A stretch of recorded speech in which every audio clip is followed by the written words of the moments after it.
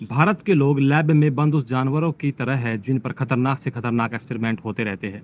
भारतीयों पर हमेशा से कोई ना कोई एक्सपेरिमेंट होता ही आया है, चाहे वो धर्म के नाम पर हो, चाहे वो आपके समाज के नाम पर हो, चाहे राजनीति के नाम पर हो। सिर्फ इनको एक एक्सपेरिमेंट का कठपुतली बना के रखा गया है। जब चाहे जो चाहे इनका यूज कर सकता है।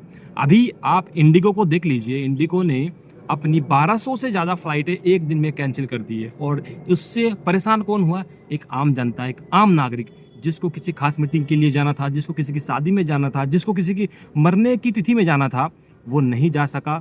उन लोगों का क्या हाल हुआ होगा आप आजकल इंटरनेट पर देख ही रहे हैं।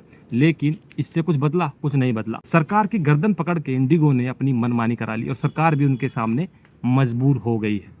क्या भारत के लोग सिर्फ इसीलिए है कि जब चाहे इसको मक्खी की तरह उठा के फेंक दे? क्या उनके अधिकारों की कोई वैल्यू नहीं है? क्या उनके जो टैक्स देते हैं उनके पैसे की कोई सही वैल्यू नहीं है? बिल्कुल भी नहीं। इंडिगो ने जो किया ये किसी क्राइम से कम नहीं है।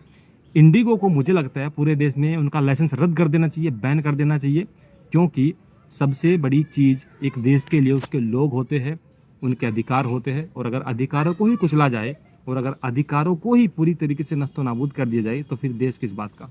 ऐसा ही हो रहा है। और इंडिगो की ये मनमानी ऐसी लगती है, 60% से ज़्यादा उनकी हिस्सेदारी एयरलाइन में है यहाँ पर। लेकिन इसका मतलब ये नहीं है कि आप आम जनता को जूते की नोक पर रखें, जब चाहे बुला ले, जब चाहे ठोकर मार के फेंक दें।